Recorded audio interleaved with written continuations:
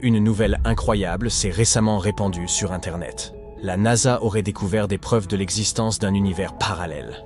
Mais est-ce vrai? Il y a bien une part de vérité dans cette histoire, mais ce n'est pas si simple. Examinons la situation. Tu as peut-être vu des articles qui disaient « La NASA a enfin trouvé un univers parallèle ». Cette histoire a été largement diffusée et les gens se sont divisés en deux camps. Ceux qui ont pris cette nouvelle au pied de la lettre et ceux qui ont considéré que tout ça était complètement absurde. Mais aucun des deux camps n'a tout à fait raison. Commençons par le début. La découverte a été faite par le satellite ANITA de la NASA. Cet acronyme signifie Antarctic Impulsive Transient Antenna. Il a été conçu pour étudier les neutrinos. Les neutrinos sont des particules cosmiques de haute énergie. Ils sont incroyablement petits, dépourvus de charge et n'ont presque pas de masse. Des trillions de ces particules traversent notre corps chaque seconde, et nous ne les remarquons même pas. Et ce parce qu'elles n'affectent pratiquement pas la matière ordinaire, tant elles sont minuscules. En moyenne, au cours de notre vie, chacun d'entre nous est affecté par un seul neutrino au maximum.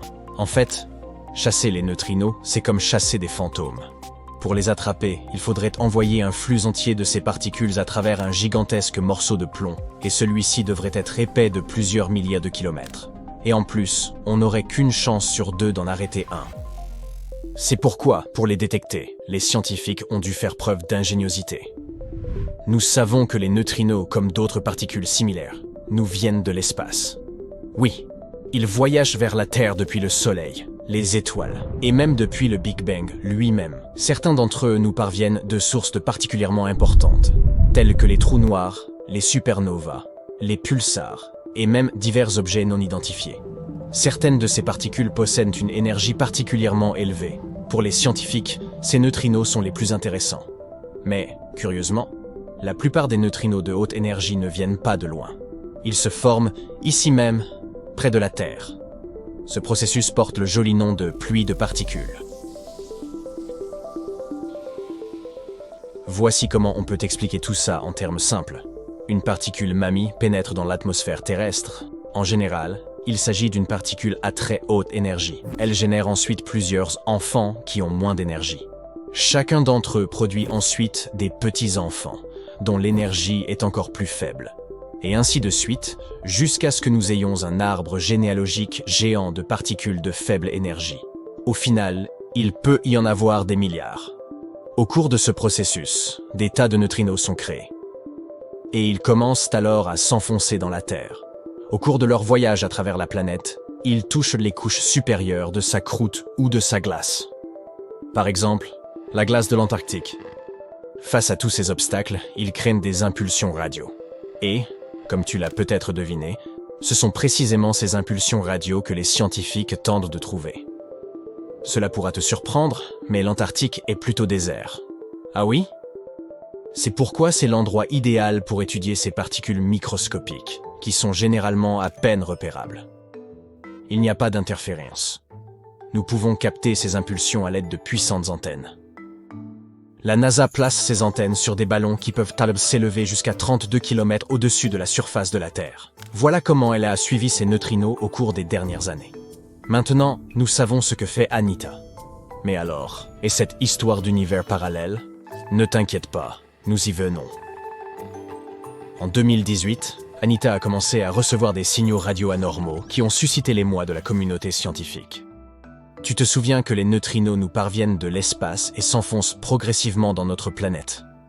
Récemment, ANITA a découvert des neutrinos qui n'étaient pas descendus de l'espace comme d'habitude, mais qui étaient remontés de la Terre. En d'autres termes, ces particules, appelées neutrinos tau, remontent le temps. Mais comment est-ce possible? Les scientifiques ont commencé à les étudier. Au début, ils ont pensé qu'il s'agissait peut-être d'une erreur de détection ou d'interprétation des données. Mais non, tout était correct. Il se passait quelque chose de très bizarre. Nous devons donc d'abord essayer de trouver une explication simple. Et si ces neutrinos tau arrivaient en Antarctique depuis une autre source? Peut-être sont-ils arrivés sur Terre depuis l'autre côté et ont-ils traversé la planète? Pour vérifier cette théorie, les scientifiques ont décidé de demander l'aide d'un autre observatoire de neutrinos très cool, appelé IceCube. Oui, très cool. Cet observatoire est situé près du pôle Sud. Il se compose de 5160 détecteurs optiques enfouis dans la glace. Tous ces appareils puissants sont conçus pour détecter les neutrinos. Les chercheurs de l'ANITA ont dit « Hé, les gars, on a trouvé des signaux radio étranges. Pourriez-vous, s'il vous plaît, voir d'où ils pourraient provenir ?» « Pas de problème », a répondu l'équipe IceCube avant de commencer ses recherches. Mais, résultat, rien du tout. Oui, IceCube n'a détecté aucune source de signal. Il s'avérait que ces particules étranges avaient surgi de nulle part. Comment était-ce possible? Les scientifiques testèrent diverses théories, mais aucune d'entre elles ne put expliquer la situation avec précision. Plus tard, l'équipe IceCube publia un article qui disait en substance « Non, nous n'avons aucune idée de l'origine de ces signaux et nous ne pouvons pas les expliquer d'après le modèle standard de l'univers. » Tiens, ça devient intéressant. Mais que sont donc ces signaux? Ayant épuisé les explications normales, les scientifiques commencèrent à envisager des idées qui dépassent notre entendement. L'un d'entre eux déclara que ces particules nous étaient peut-être parvenues d'un univers parallèle où le temps s'écoule en sens inverse. Cette théorie plutôt folle est issue de la fameuse théorie des multivers. Selon cette théorie, il y a environ 14 milliards d'années, lors du Big Bang, deux univers jumeaux sont nés. L'un d'eux était le nôtre, et l'autre un univers parallèle. Ils sont presque identiques en tout, à l'exception de certains détails. Par exemple, le temps dans cet univers parallèle ne s'écoule pas de la même manière que dans le nôtre. Il s'écoule à l'envers. Tout, dans ce monde, nous paraîtrait à l'envers, comme si nous regardions dans un miroir. C'est pourquoi les scientifiques l'appellent l'antiverse et pensent qu'il pourrait être rempli d'antimatière. Et même si tout cela peut nous sembler étrange et fou, pour ceux qui vivent dans cet antivers, les choses sont tout à fait normales.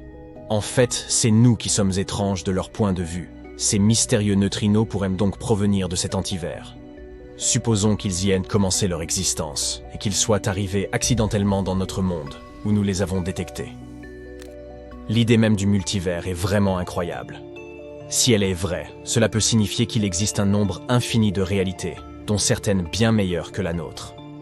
La mécanique quantique dit même qu'il est tout à fait possible qu'à chaque seconde de chaque jour, n'importe laquelle de tes décisions divise l'univers en deux. Il existe donc des quintillions d'univers parallèles dans lesquels nos vies se déroulent très différemment. C'est difficile à imaginer. Bien sûr, ce serait génial de pouvoir trouver un moyen d'entrer dans un autre univers. Et si ces mystérieux neutrinos tôt édition étaient capables de franchir les frontières entre deux mondes? Peut-être pourrions-nous le faire aussi? Malheureusement, ce phénomène ne suffit pas à lui seul pour savoir si la théorie des multivers est vraie ou non. Il ne s'agit que d'une option parmi d'autres. À ce stade du développement humain, nous ne pouvons ni prouver ni réfuter cette théorie. Peut-être qu'un jour nous découvrirons la vérité, mais pas dans un avenir proche. La seule chose que nous pouvons savoir aujourd'hui, avec cette découverte, c'est que nous avons trouvé d'étranges signaux radio que la physique classique ne peut pas expliquer. Nous devons donc aller dans cette direction et les étudier pour en savoir plus sur ce phénomène incroyable. Les gens aiment rêver de l'espace. Il n'est pas étonnant que ces découvertes nous rendent si enthousiastes. Ce serait vraiment cool si un jour il s'avérait que cette théorie était vraie. La théorie des univers parallèles est populaire dans les films et les livres depuis très longtemps. Où irais-tu si tu découvrais que tu peux voyager entre les réalités? Moi, je partirais à la recherche des meilleures crèmes glacées.